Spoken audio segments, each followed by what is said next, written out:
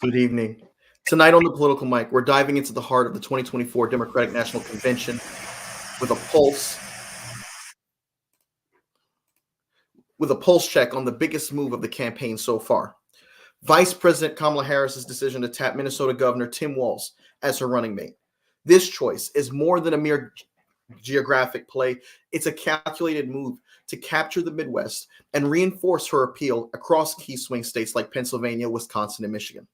Walz, a former public school teacher, union member, and National Guard veteran, is being lauded as a firewall candidate who could be the Democratic Party's secret weapon in retaining the Rust Belt after Biden's departure this past summer.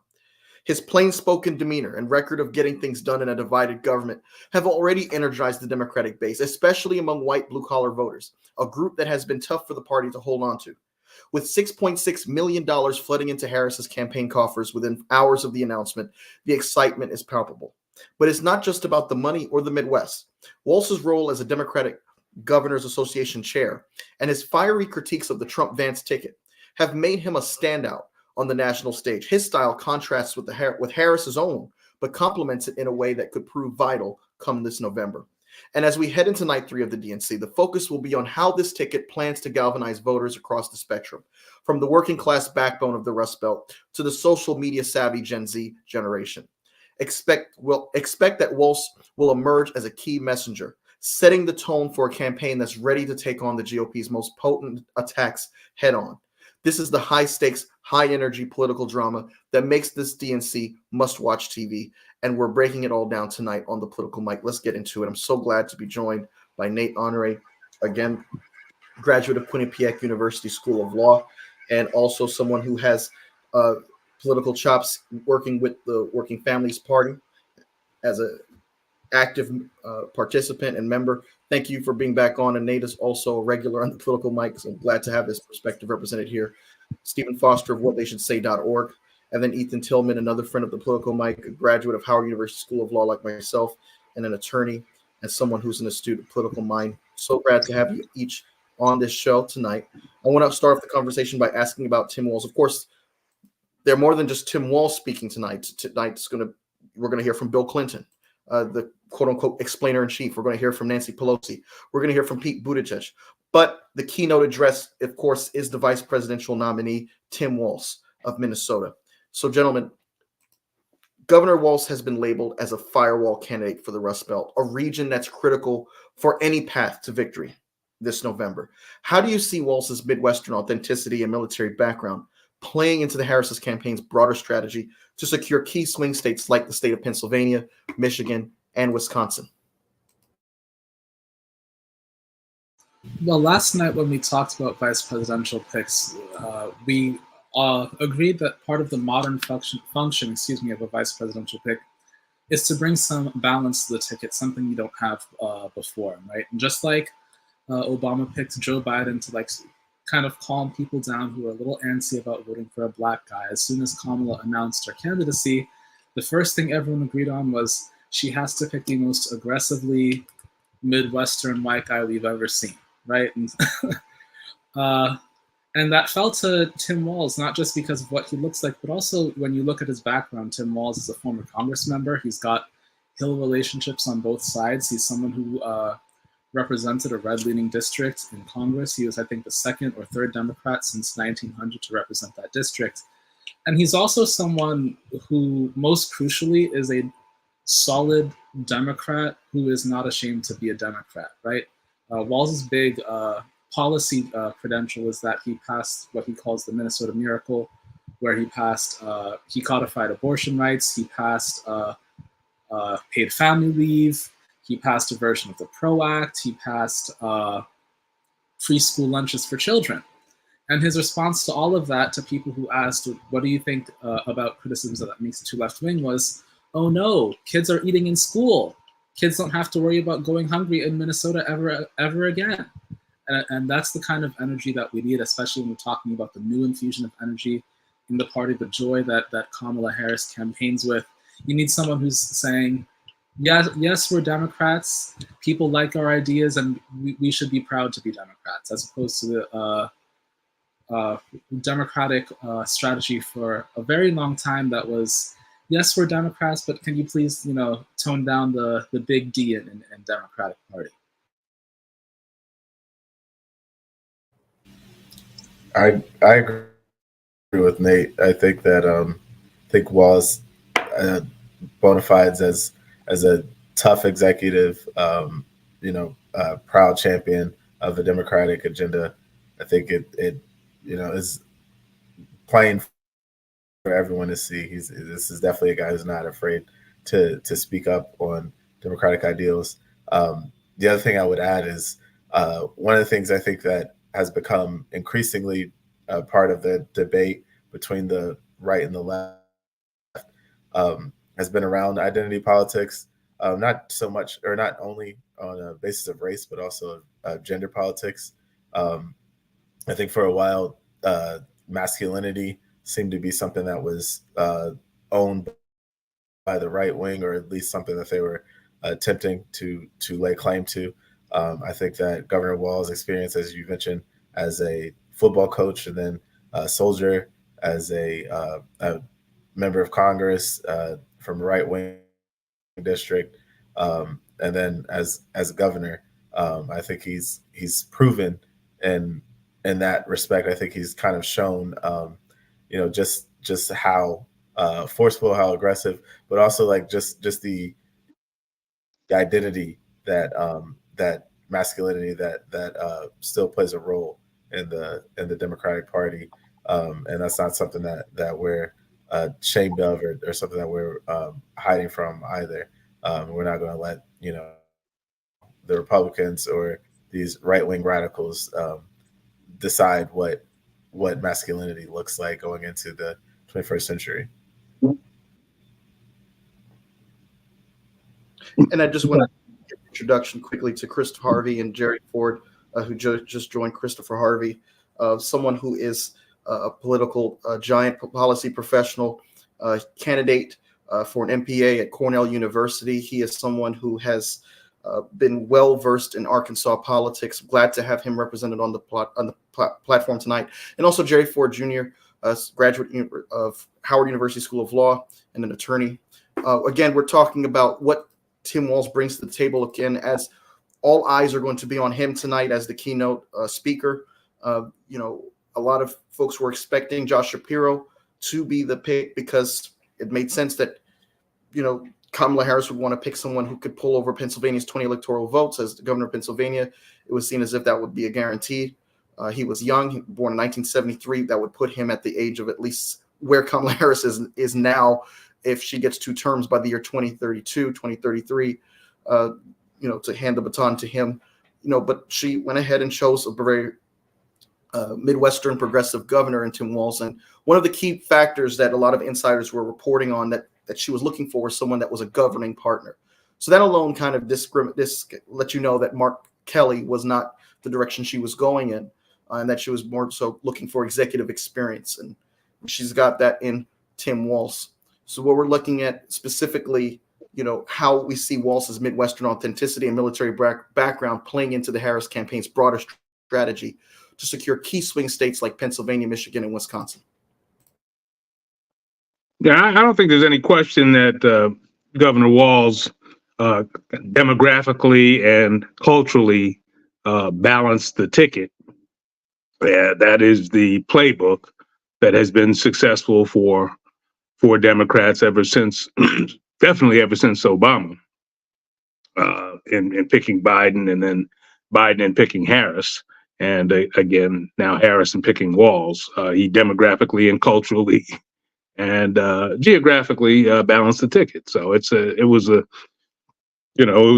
fairly, I don't want to say it was a fairly obvious pick, because I actually thought that Josh Shapiro was going to be the pick, but it made perfect sense. And he has strong ties, of course, to the progressive wing of the party, and he got a lot of bona fides in that regard with his handling of the George Floyd incident.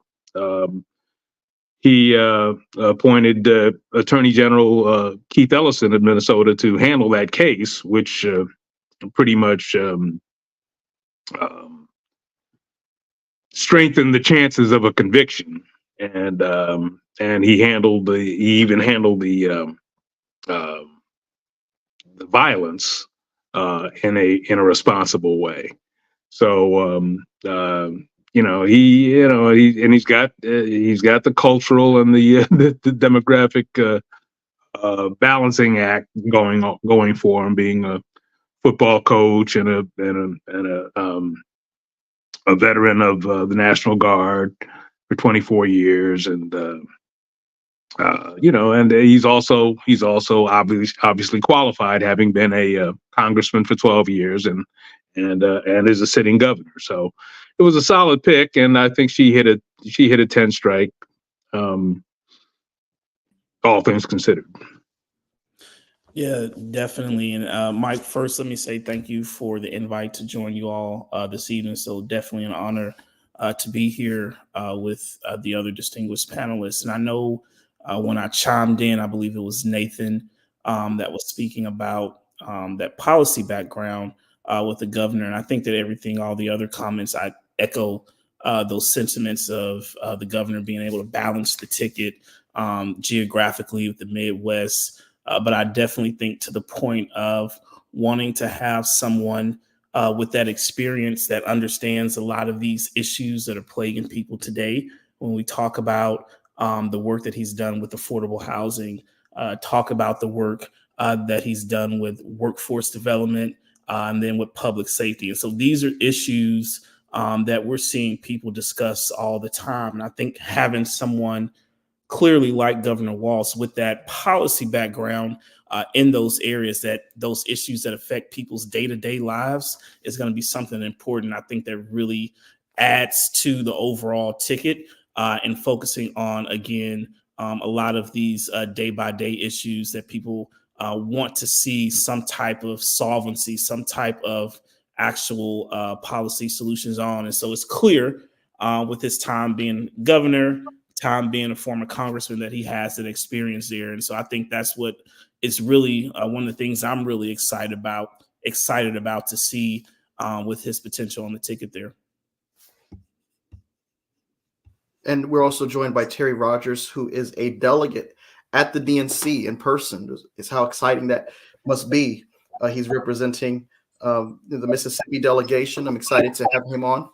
Terry, can you hear us? I can hear you just fine, my friend. How's everybody doing? Good, sir. How's the experience down there? How's the energy as you're getting into the convention hall? It was gavelled in not too long ago. What's going on down there? Well, I mean, you have a lot of people. I'm on the bus right now. You feel energy in which I can't even really describe. It's a once in a lifetime experience, one in a lifetime moment. Everybody's feeling it. Something I'll probably be able to tell my daughter, or hopefully I have one, or a granddaughter, or my mother. Most importantly, I'm seeing a lot of the older generation talk about how important this is. But on a night like tonight, I'm reminded about my grandmother. My grandmom, she was in her early 80s. Her early 90s, late 80s. Whenever I went with her in 2008, whenever another young person was running for office. It was a skinny kid with a funny name who believed in a place miracle was for him too. She looked down at her youngest grandson and said, "One day your name's gonna be on the ballot." I just wonder what she think now. After all she saw Emmett Till murder, she saw Martin Luther King. She saw all of these things, and she couldn't vote for two reasons whenever she was born. One, because she was black, and the other because she was a woman. And I'm about to walk into this arena with her on my mind and with her on my heart. And thank you for this opportunity. Okay, well, when you get in, let us see what you're seeing, because we're envious of you, and we want to get the same perspective you're getting. So if you could position the camera a little bit better when you get inside, that'll be great. I sure will. Thank you. So, gentlemen, Tim Walz's military service has been a cornerstone of his public image, yet it's being weaponized by the Republican Party in Congress, who seem to question his credibility. And of course, this was, spearheaded by J.D. Vance, his opponent, Donald Trump's new running mate.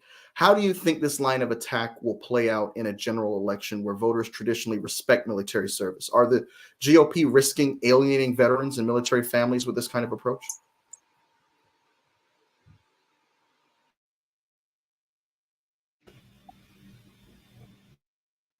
So far, excuse me, I don't think it's really had an impact. So, as people have been told, the words that they most associate with Tim Walz are words like coach, words like friendly, words like outgoing. There's a lot of people who have been talking about he's faking his rank, he's faking this, he's faking that, but a lot of veterans have jumped in to say no, that's not quite the truth. And Tim Walz himself has figured out the response to what J.D. Vance is saying already, which is that when you meet another veteran, no matter how you feel about them, the only thing you should say is thank you. And I think that's neutralized it pretty well. Now, Republicans have been caught pretty flat-footed by this sudden transition in candidates and the new surge of energy on the Democratic side, and it's caused them to say some pretty strange and some pretty weird things, which is why if you see what they're saying online, they're insistent that the Tim Walz rollout has been a disaster, to distract from the fact that the J.D. Vance rollout has been a disaster. But when you look at everything that's going on so far, Tim Walz is probably the most popular person on any major party ticket or even minor party ticket. He has sky-high favorables across the West Belt and across the Sun Belt. Yeah, Mike, look, I agree with Nathan, and thank you as well for having me on today on the show. Look, I think criticizing anyone's military experience is always a very bad idea. I think for any person who joins the military or who decides to fight for our country, any type of service that they give should be honored and respected. And I don't think that it is a good play for either party to attack either side's military experience if it comes to the VP candidate for the Democratic side, Tim Walz, or J.D. Vance. But I do want to kind of push back on, I think earlier, we started discussion about Tim Walz being the keynote speaker. I think some of the conventional wisdom has always been that, we should balance the ticket in a certain way. Look, he is a person who is, one, he's a great pick. Two, he's from Minnesota, from the Midwest. But, there have been some discussions of like, look, Kamala Harris is going to be the first Black woman. So we need to have maybe like a white man, there to support her. And then we need to balance that ticket. I've looked for decades. There's always been two white men on the presidential ticket. And I don't think it has been conventional wisdom for these these tickets to try to balance the ticket out that way. I think Wes Moore would have been a great candidate, Gretchen Whitmire. But Tim Walz, you just look at his record as a governor in Minnesota, is really a strong pick. And I think what it showed to me when Kamala decided to name Tim Walz as her VP, when I think most people thought it would be the governor from Pennsylvania, I think that came from a position of strength, right? I think that Tim Walz aligns with her vision for America, I think more than any of the candidates that were kind of thrown around. When you look at the senator from Arizona, the governor from Kentucky, I think those were the people who were in the running. But when you just look at Tim Walz's full, I think, resume, what he accomplished in Congress and what he has accomplished as governor, and you look at some of the stances that Kamala has on certain big ticket items, I think they align perfectly. And I think just showing her making that pick at that time shows how confident I think the campaign is in their campaign going forward. And I'm interested to see Tim Walz tonight, deliver this keynote speech tonight. Awesome. And we have Reggie Richardson, who's on the ground at the DNC with the Oregon delegation. How's everything down there, Reggie? Let's see. Hello, everybody. I am so glad to be here. Thank you, Mike, for having us. I'm here with the chair of the Oregon Democratic Party, Dr. Rosa Colquitt. And I know the discussions on Tim Walz, his qualifications, the excitement around him. So, Dr. Colquitt, can you tell us a little bit about your excitement around Tim Walz being added to the ticket? I have so much respect for Vice And just the mere fact that she chose him, I know that that was a thought carried in a very deliberative process. I have my biases. I started my career teaching high school for 2 years. It was quite challenging. I went on to graduate school to do other work, but Governor Walz is both a teacher and a coach and a neighborhood community person, a father. He likes 4-H, and he likes young people. He's just a genuinely gracious man. And I think that, first of all, we need people to love them, but we need community to care about families, care about their friends, love our government, and be willing to make any sacrifice they need to make to serve. I think she chose the best possible candidate she could. They are very close in age, as I understand it. They have so much in common. They get along well. And as she said, she liked his temperament, his attitude, and I like them too. I am elated that he is the vice presidential candidate. And thank you for asking me that question. Awesome, and it's incredible. Thank you so much, Thank ma'am. you, guys. Thank you, Dr. Colquitt, for your willingness to be on the show. You bet. And we'll pitch it back to you guys online. Sounds good. Thank you so much, Reggie. Thank you, guys. A lot of energy down there. I know it was a little bit difficult to hear her, but there's so much momentum in this campaign, and it's just reflected in this convention. You mean it literally is like night and day when you compare the RNC and the DNC of this year side by side.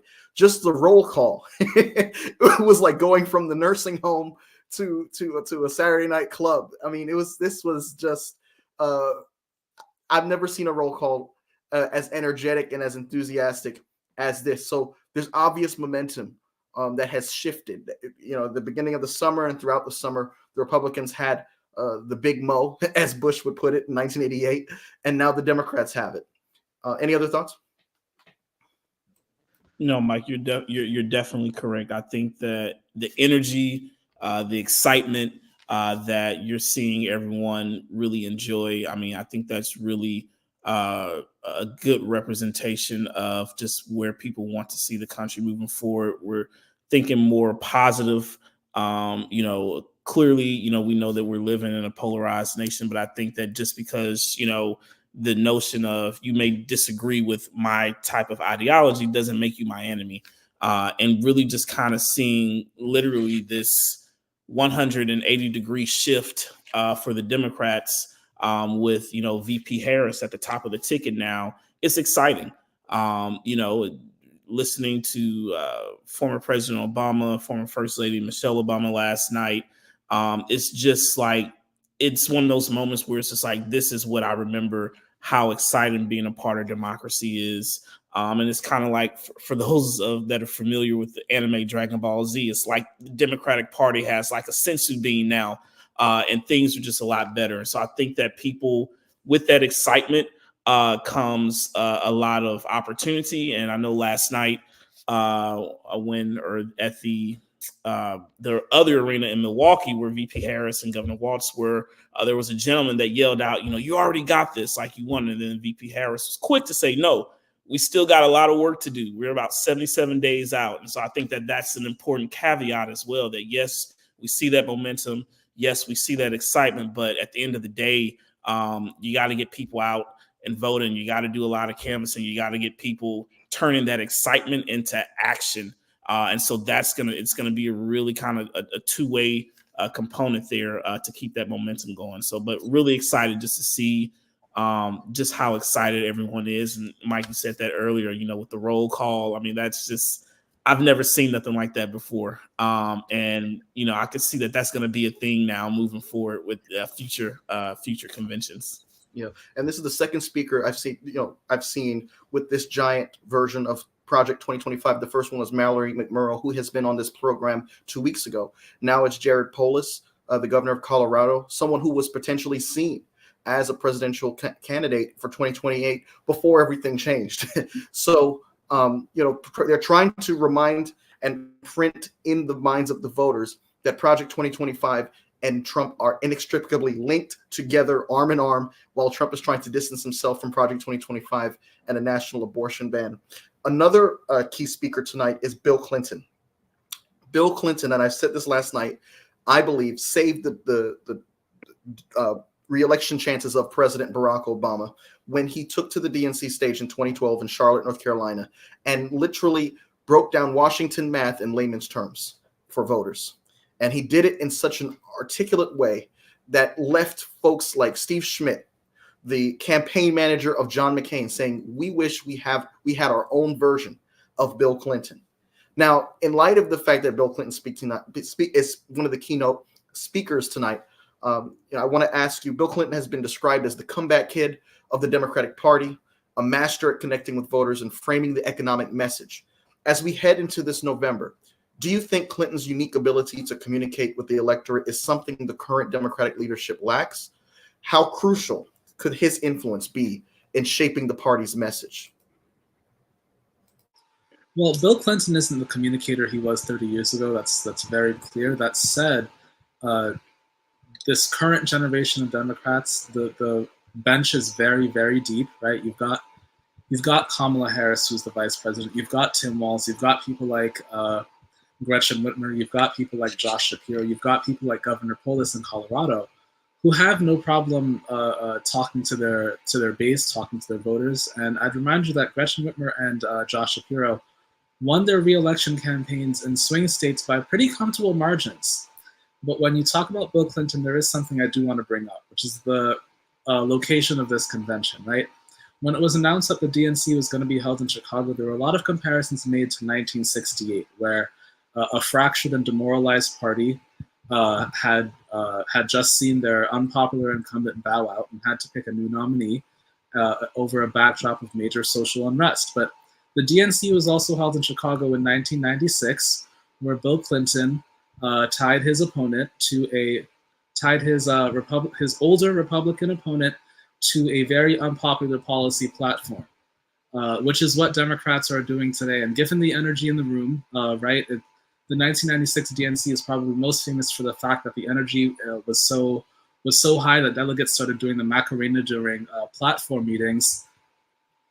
When you see last night where it was deafening and people were hyped up and ready for anything, I think that this convention so far has looked much closer to 1996 than 1968. And part of that is because Democrats have played into something of the Clinton playbook of tying your opponent to a very unpopular platform. Yeah, let me give you some perspective. I've seen every Democratic convention since 1964, so I've seen them all, and this is not reminiscent of '68 in any way, other than the location and the fact that they do have demonstrators in the street protesting the American participation in some hostilities overseas. But other than that, this is reminiscent of '96, and I will say that last night's production was probably the best overall top to bottom production of any convention night that I have ever witnessed. The speech by Michelle Obama was as good as I have seen. The only other political speech in a convention that I think that rivals it or can even be compared to it was the Mario Cuomo speech, and I believe it was '84. But this one, yes. This is why Bill Clinton and the vice president have a tough act to follow. I mean, last night the Obamas were on the top of their game. I mean, that was as good as it gets, and and the production. I remember the 1972 nomination acceptance speech by George McGovern was given at 3 o'clock in the morning Eastern time. That's how bad that production was. So last night was as good as it gets, and Bill Clinton is not the communicator he was 40 years ago, obviously, but it's going to be interesting, or 30 years ago, I should say. But it's going to be interesting to see, how effective he is. But I can just tell you, last night's act is a tough one to follow. Listen, definitely, as the guy here that's in Little Rock, Arkansas currently, I agree. He's not that same orator before, but Mike, to your point, in 2012, I mean, he did a great job breaking things down. And I think that nickname, the secretary of just explaining stuff. And I think that I'm hoping we'll see, when he speaks, like, being able to just break down a lot of these nuances, and make it plain for American residents. And I think that that's what he does best. I'm excited to see how, he does that this time around. But I think that what is helpful for Democrats, you're seeing multiple generations coming together under one purpose, under one cause. And I think that is one of our biggest strengths, and so I think that will play very well. And so, from whether, your parents, our parents as baby boomers, all the way to, now with Generation Z, you're seeing the best of the Democratic Party here throughout this entire convention. And it spans all different generations. And I think that every generation has a role to play. And I think that for Bill Clinton, when he speaks, he's going to play his role as someone that can break down complex issues. And, as we talked about earlier about reaching out to people, middle class, blue collar workers, and how that affects people's pocketbooks, what that means to the everyday American resident. And I think that that's one of his superpowers. And so I'm excited to see what that is going to look like this time around. Yes, we know he's a little bit older, but I think that, I think he still has a little bit left in him to be able to get the job done. So. Yeah, look, I agree with Christopher as well. Look, Bill Clinton is one of the greatest communicators of all time. And if you remember, as we've alluded to earlier about 2012, where the Obama campaign was at that time, it was in a place where for weeks, it looked like Mitt Romney was going to run away with the election. And Bill Clinton really almost came in and saved the campaign up with that speech. And what I'm really interested in today, because I think, look, Bill Clinton's going to do a great job as usual, being the plain speaking, orator that he is. But as the theme of this convention has really been the previous generation kind of hand off the platoon to the next generation, I think there is a speaker that's going to be speaking tonight that has that same type of skill, that's able to kind of break down, these complex issues and kind of bring it and argue the Democratic vision. And look at the Transportation Secretary, Pete, today. He's going to be speaking as well. And when I look at the way that he can communicate a message, as you've seen some of his clips on Fox News lately, I can't compare, like, look at him at Bill Clinton, right? Like they're almost very similar. So I'm interested to see how Bill Clinton kind of communicates today in his speech, but I'm also very interested in seeing if Mayor Pete can play the role that Bill Clinton has played over the last few decades in the way that he communicates the Democratic message. And the economy is a key issue in this election. And despite the fact that, we've talked about it on the platform this week, especially as the DNC has been, you have with the Biden administration the longest stretch of consecutive job growth with each month. You have the fact that inflation has fallen under 3% for the first time since 2021. You have the fact that, Donald Trump's signature achievement, the Tax Cuts and Jobs Act, ballooned the deficit by nearly $2 trillion, with 82 to 83% of the tax cuts going to the top 1% of America and corporations.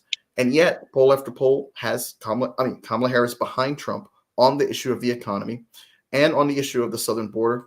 And so the question I want to pose to you all is, being that Clinton has had success in explaining away economics to voters who are maybe not as plugged in to politics as, some of you on the platform, with the economy once again a central issue in this campaign, how do you think Clinton's message could resonate with voters who might feel left behind by the current economic policies? A lot of the criticism that Hillary Clinton got was that she was not articulating that she understood that there are people left behind in America's recovery. Yes, Obama turned the economy around from the greatest recession since the Great Depression, but there were folks in the Rust Belt who felt as if they were not a part of that recovery. How does Clinton make sure that this campaign doesn't make the same mistake as the Democrats did in 2016? Well, Mike, I'm reminded, as we speak about Bill Clinton, I'm reminded of an early Clinton campaign strategy back in '92, the phrase, "It's the economy, stupid." I think that pretty much summarizes and explains wholly what's on the top of mind of voters, as well as we've all mentioned, one of Bill Clinton's great strengths, which is explaining the economy. I think that I, unlike some of my fellow panelists, I don't underestimate Bill Clinton's abilities, even in his later years, to deliver an effective message to the country and to plead the case of the Democrats. I'm looking forward to hearing what he has to say, and I do believe that he cut his teeth, so to speak, on the national stage, specifically talk to the American people about our pocketbook, and I believe that he'll be able to deliver that message. And when you really look at it, when you really dig into the numbers, as Jerry alluded to before, Pete Buttigieg has been so effective at doing this. The Biden economy, Bidenomics, is working. Bidenomics is winning the day. The American economy is far beyond performing and recovering from the post-pandemic world much quicker than other developed nations, and a lot of that has to do with the way that we've invested in the middle class. A lot of that has to do with the great detail and attention that we've paid to the middle class. I believe that the more that message gets repeated, the more that people start to see the fall of inflation, as well as the growth of jobs numbers month over month, as you've pointed out. I believe that as that message just gets in front of the American people, people will start to realize that the Biden-Harris administration has been great for the economy, and the Harris-Walz administration will take the baton and go even further. There is, when we talk about the economy, a bit of a tension, because Bill Clinton came from a time when the understanding around the economy was, if we lower prices everywhere, it'll be better for the economy because people will have more money to spend. Unfortunately, Bill Clinton's economic policy resulted in a lot of the outsourcing and the shipping away of jobs that led to the decline of the industrial region that turned it into what's now called the Rust Belt. The thing is for Clinton is that he is a singular, once-in-a-generation political talent who talks to people really well.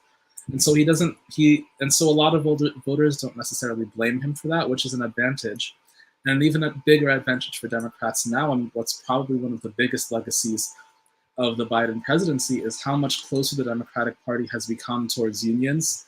The Democratic Party and Labor becoming very close partners again will be a very big benefit as Clinton talks about how good jobs are now, how strong unions are again, and how the Biden economic idea of investing in America has been good for the American worker. And I think he can make that case very well without having to worry about any tension over his own jobs record. Yeah, I know there's a common cliche that that says if it's if it's not broke, don't fix it. And I think that if we look back again with what his responsibility is tonight, President Clinton, and especially when we talk about where the economy is, how he essentially did that master class and breaking it down, like as far as look, one, this is what President Obama inherited. And so for, with President Biden coming in essentially on the almost the height, or maybe not almost, but like really kind of at the height of COVID, the economy wasn't really doing as well. And I think that Bill Clinton did a really great job in 2012 of explaining 4 years is not enough to get us back to where we need to do. And I think that being able to kind of show that same type of progression, like if we're trying to get to be back where we were before with the economy doing well, it's going to take more than 4 years. But in the interim, here's the gains that we've been able to make to get us back to that point. It's going to take, it's a long-term thing. This is not something that's going to happen overnight.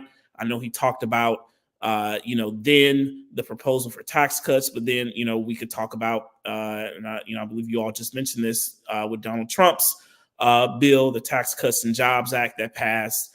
So all of these things that have gone into really slowing down the economy and just letting folks know, like, look, we are headed in the right direction.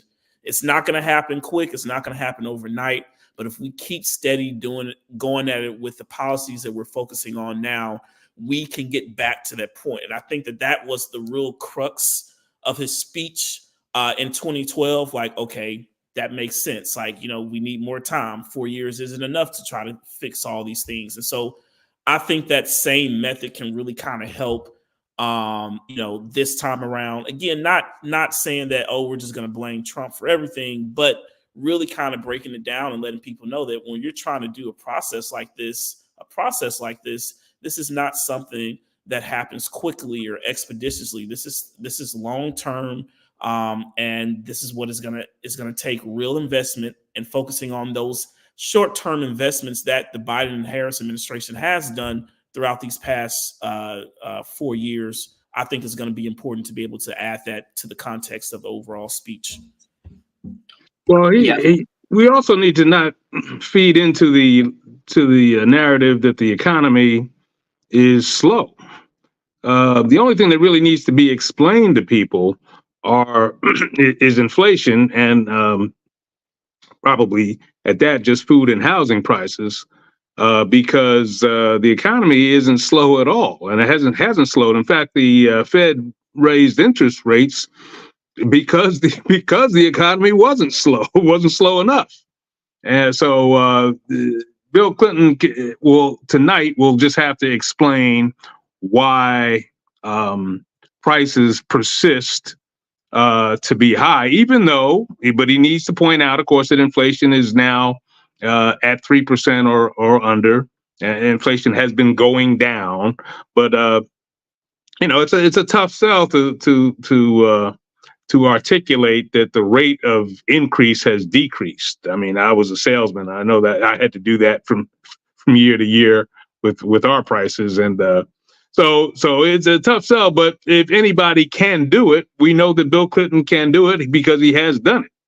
And the question is whether he still has enough in his bag at age 78 to do it.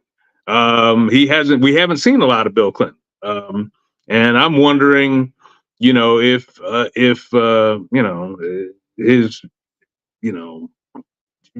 if age deterioration is the reason. So we'll find out shortly, but we know he's capable of doing it, but I think the only thing he has to explain are prices, and he has to probably put it in the context of that the economy is actually doing great and has been doing great. Unemployment is low. Stock market prices are high, profits are high. And maybe he can blame that on, high profits on price gouging to some extent. But if anybody can do it, it's him. But that's what he's going to have to do tonight. And Mr. Foster, I do want to add too. I think that it's going to be important I think for us, all of us clearly are well versed in the political atmosphere, the policy world, and so we really kind of have a good understanding, and we can read and look at data and kind of really kind of see how things are. But I think for the typical American resident who is not as in tune to the political scene as we are, and they're just going by with what they see daily, I think it's important. It will be important for whoever, but President Clinton to be able to acknowledge that while we don't want to focus and say that the economy is not strong, but it is important to acknowledge that for a lot of folks, it's just not working for them.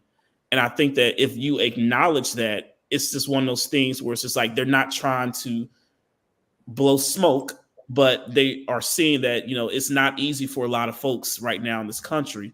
And it's going to be real important to walk that fine line of acknowledging that, and then also at the same time showing that there is going to be hope in the future and progress in the future. But it's real important. It's going to be real important to not be oblivious to a lot of people's what they're dealing with currently in the current economy, whether they're laid off, dealing with evictions, dealing with, just not being able to afford homes or just paying their bills in general. And so that's going to be that fine line. And I think that President Clinton has enough experience to know what that line is and how to walk on it politically, and kind of really solve what's the term? Two birds with one stone, taking out two birds with one stone. So just want to just add that caveat to that. One thing I actually am curious I want to add see. something quick. Look, a lot of discussion that we're having, especially around economy, is around messaging, right? And I mean, it should be, because when you look at the Democratic vision and the policies that has been kind of rolled out, I think when you're comparing it to what the Republicans have put out, the Democrats are really, have a stronger argument. So issue is messaging, making sure that we are able to properly, message and communicate the policy and the vision of the Democratic Party here. But also, I think, what I'm interested in is the fact that, look, there is some merit to some of the substantive, critiques of the economic policies that has been kind of rolled out, that I hope that we are able to maybe communicate in a way to clarify certain positions, like in particular, the tax on unrealized gains and like raising the corporate tax rate. I mean, there has to be more of a discussion going forward about how these policies are going to spur innovation, right? And it's going to help the economy. And then, bring it down to a way where you can communicate those advantages and how it will affect the individual and the everyday person. And you can speak it in a way in plain language, right, for everyone to understand. So, I think there are some open questions and issues about the current economic policy proposals that has kind of been put out there. And I think, this week is a great opportunity to detail, some of these positions as people are still trying to get to know Vice President Kamala Harris and get to understand like the policy position that she's taking. But I think that, as we talk about messaging and making sure that we're able to communicate our policy visions, that we are also taking this opportunity this week to close some of these gaps and to articulate some critiques that people are having with the policy that's been put out that actually has some merit to those critiques. One thing I'm very interested in seeing is how Bill Clinton discusses the differing approaches to COVID relief between Trump and Biden, right? Because Republicans put a lot of blame for inflation on the American Rescue Plan, which gave $1,400 to eligible American taxpayers, plus expanded the child tax credit, whereas Donald Trump actually spent more on COVID relief, and much of Donald Trump's approach to COVID relief was giveaways to big businesses, right? The CARES Act gave $500 billion, that's $500 billion with a B, to the largest businesses in the country, which they largely used not to keep payrolls, but to buy back their own stocks, right? So I wonder if Bill Clinton, who was a very strong economic messenger in 2012 to the point where Obama started running ads that were just Bill Clinton explaining how great for the economy Obama had been, which where I was, they were nonstop. I wonder if he can make that distinction that Trump bailed out Wall Street during COVID, and that's what caused the inflation, while Joe Biden bailed out Main Street, which is what caused inflation to start slowing down. So Donald Trump and J.D. Vance represent a Republican ticket that seems to be leaning into a populist, grievance-driven narrative. You know, a lot of the language during that RNC, you know, was a lot of very much conveyed this idea that the America that you know is being taken away from these crazy liberals. Don't you miss the days when we had 2 bathrooms? Don't you miss the days when we had 2 genders? Don't you miss the days when, you know, we could agree that certain policies, such as banning books, was okay? I mean, this is the kind of messaging that was evident throughout the convention in Milwaukee last month. Is that grievance-driven narrative? You know, when you contrast that with Harris and Biden focusing on the soul of America and a return to normalcy, you know, which out of those 2 conflicting messages do you think is resonating with voters, or is the GOP's message more aligned with the current political climate, being that the whole reason why Trump had a legitimate shot at the presidency in 2015, 2016 was that people were tired of politicians as usual?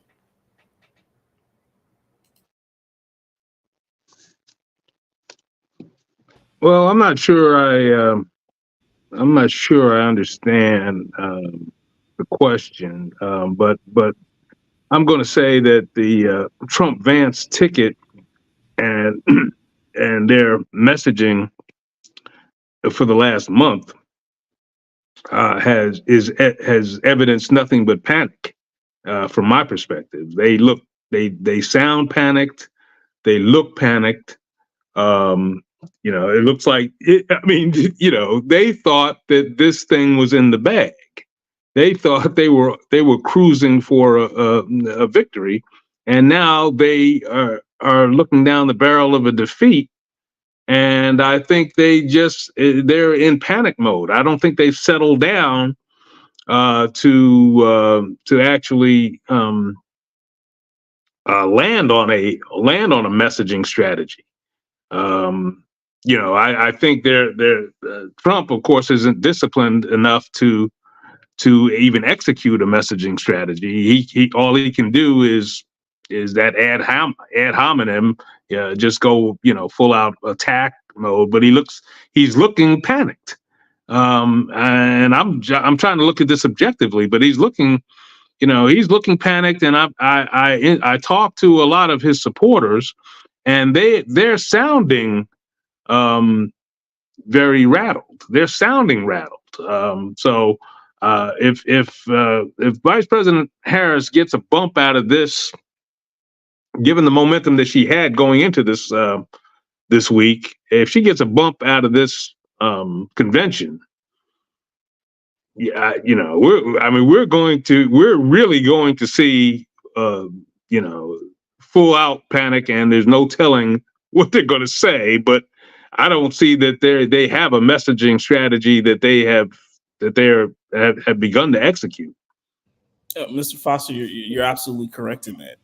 Their entire message was going to be Joe Biden is old, and now that that's out the door, it's just like they don't know what to do now, and they're struggling trying to find a coherent message. And Mike, if I think I understand your question correctly, I think that what worked for Trump, you know, in 2016, and maybe, you know, throughout his presidency, I don't think is going to work now, because people are just tired. People are tired of the polarization. They're tired of, you know, this notion that because I don't agree with you or you don't agree with me that we're enemies.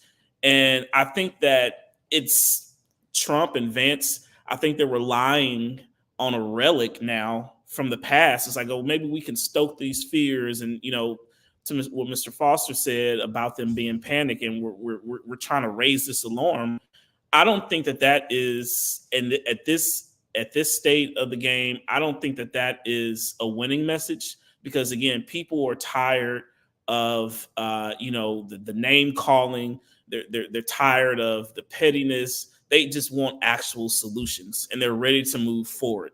And a lot of Republicans that I know, and I live here in Arkansas for right now, like a lot of people are just tired of just the general politics. They want solutions. They want someone that's going to talk about the concerns that keeps them up at night. And I think that is what the Harris and Walz campaign is doing. Like they're doing their best to stay positive.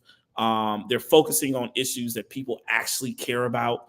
And I think that for me, if I wasn't as politically tuned in as I am, like if I was just someone that was just like raises my head up and like, hey, let me see what's going on, I would gravitate more towards the people that are actually solution oriented, that's trying to bring everyone together and actually trying to get things done, instead of just focusing on, we're trying to get people panicked.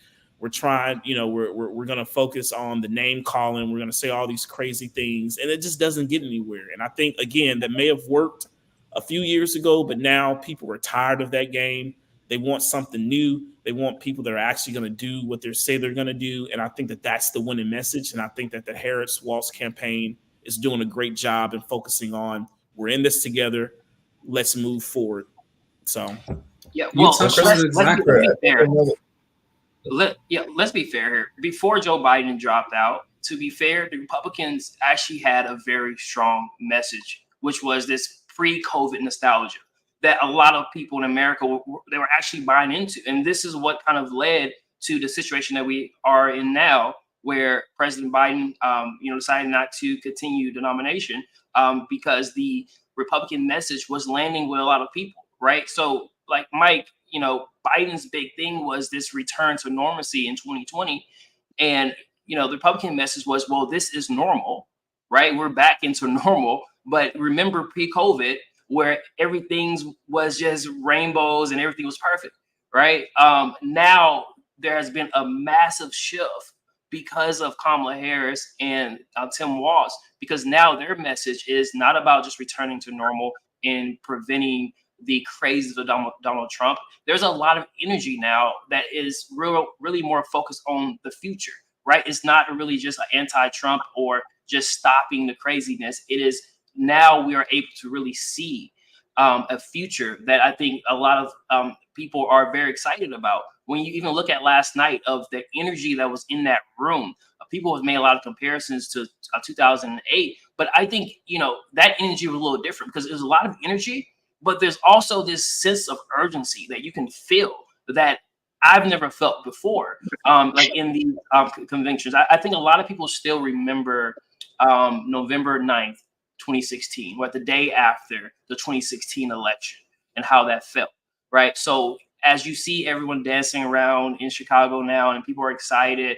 I really think that pain from 2016 and knowing what happens if we don't show up or we don't get out to vote or get other people to vote, like what that can result into, I think that is going to be the big driving force of this election. But to answer your question, Mike, let's not underestimate the strength of the Republican message, because that pre-COVID nostalgia, that is actually a powerful message. Now their messenger, Donald Trump, he's not being very disciplined, right? That's why he keeps going into personal attacks. But if he is able to become more disciplined in his messaging, it could be a powerful force, and we have to combat that. Yeah, I think Christopher laid on it pretty perfectly. When what helped Donald Trump in 2016 was that he was the change candidate. He was a political outsider who said to his supporters, "Oh, you don't like that thing? I don't like that thing either. So as president, I'm going to get rid of it." And it didn't work as much for him in 2020 because by then he had been the president of the United States, and you can't necessarily run as an outsider as the president. And it's working even less for him now because he has been the Republican nominee for 3 straight elections. Now he's been the leader of the Republican Party since then.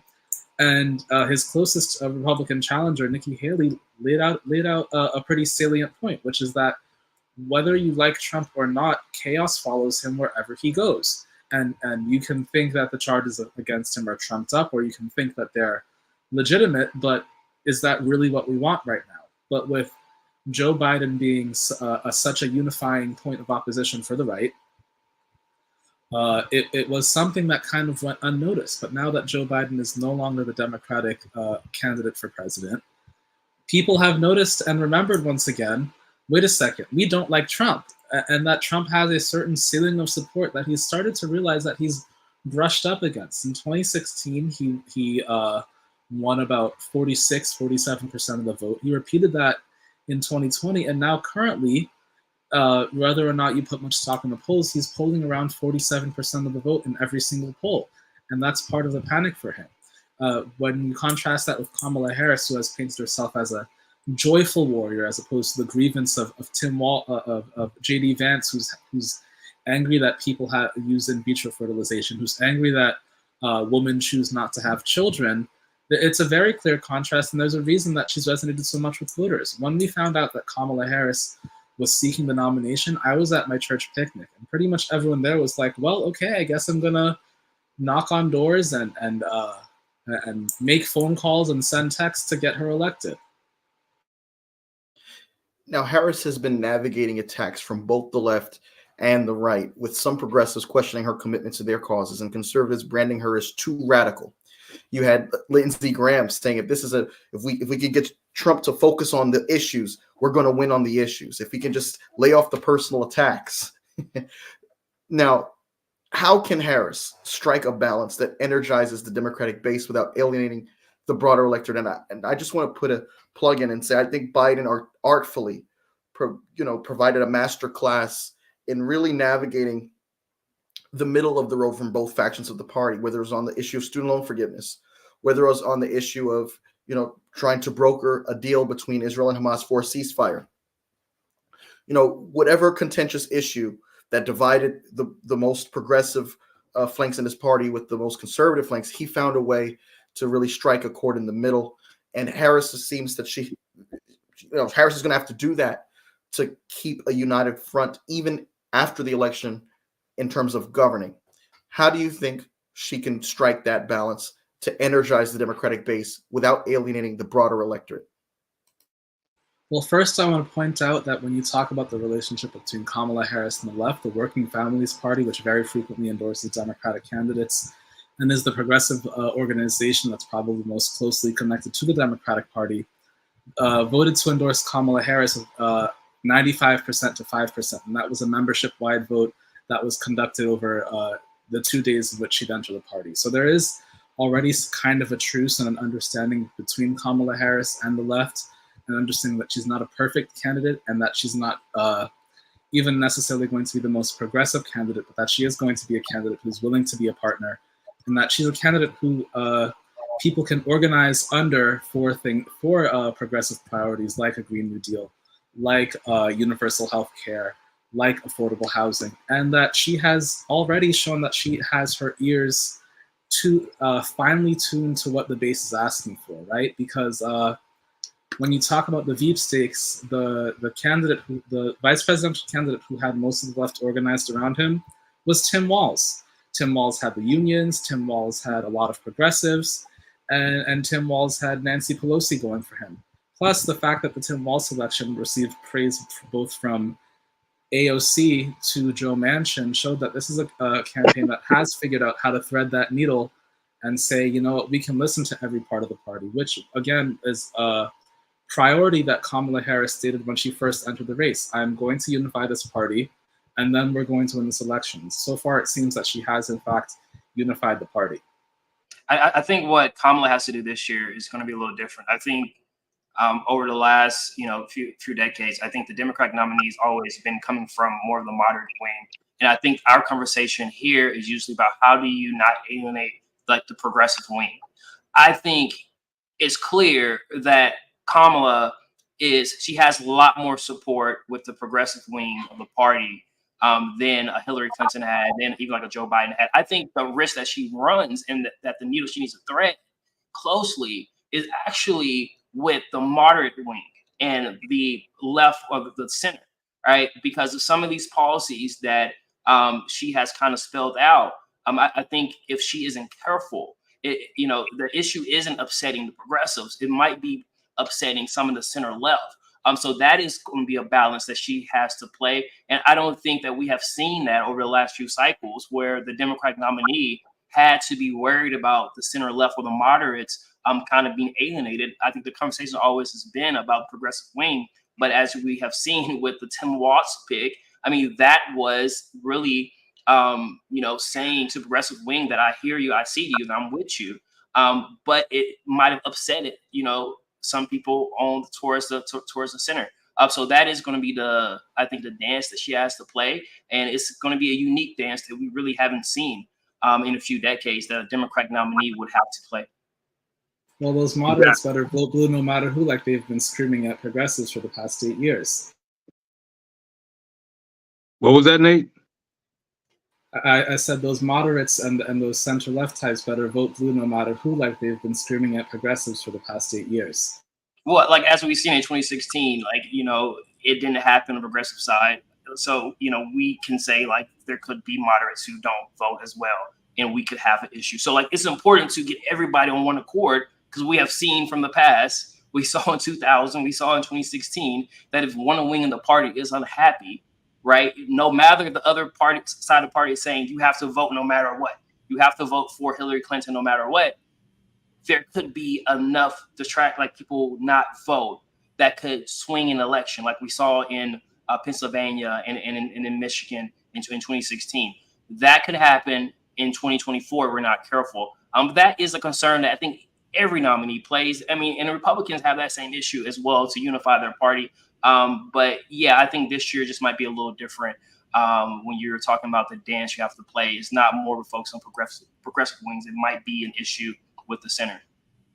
Yeah, I kind of agree with that. I think that the base of the Democratic Party has been solidified. I think that the progressive base is fully on board.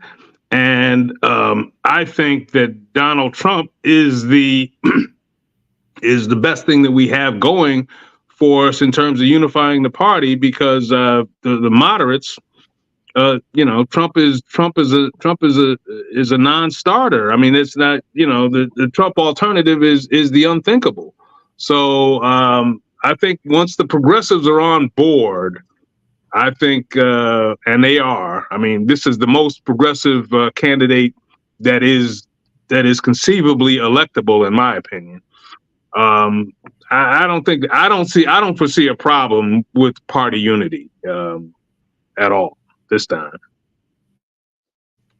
No, I agree, Stephen. I think that I think that Kamala Harris, I mean, for one, she was consistently ranked as voting as the most progressive, the furthest left senator in the Democratic caucus during her time in the Senate, even to the left of Bernie Sanders. I think she's pretty much proven her track record as a progressive. To Jerry and Nate's point, as far as moderate vote goes, moderates tend to be high propensity voters. Now, they can swing from one part to the other, but moderates in the Democratic Party and this Never Trump faction of the political spectrum seems to hold pretty tightly.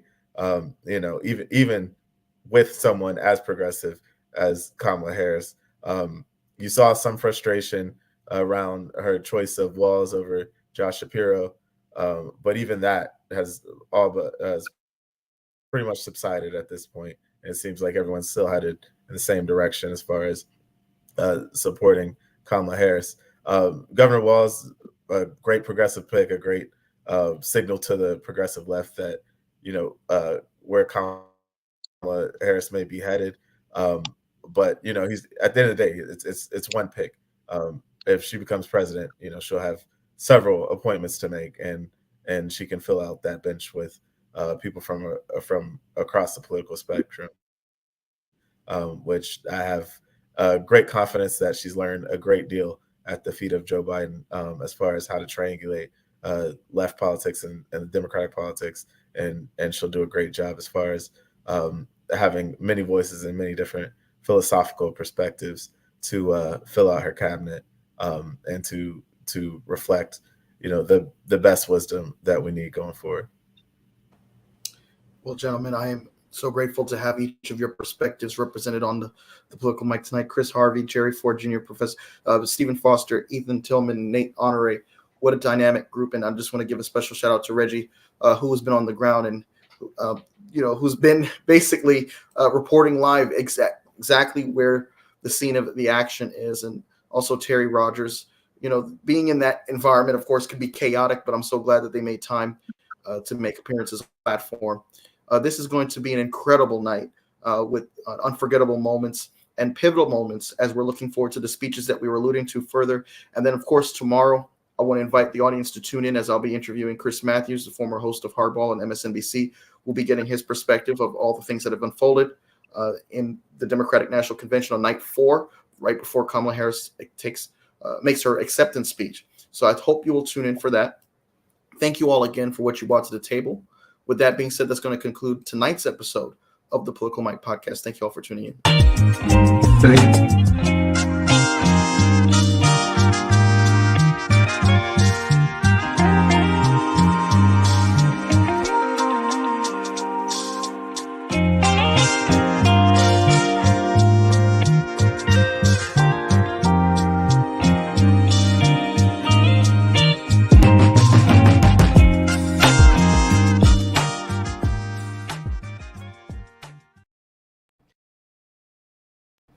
Hi, it's Mike Taylor, the host of the Political Mike Podcast. If you like what you heard tonight, I want to invite you to subscribe to our YouTube channel.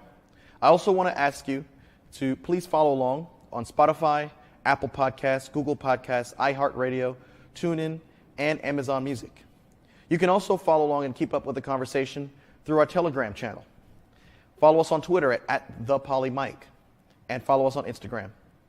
Thank you so much, and no matter what part of the political spectrum that you fall on, I want to encourage you to stay engaged, stay a part of the conversation, and stay informed.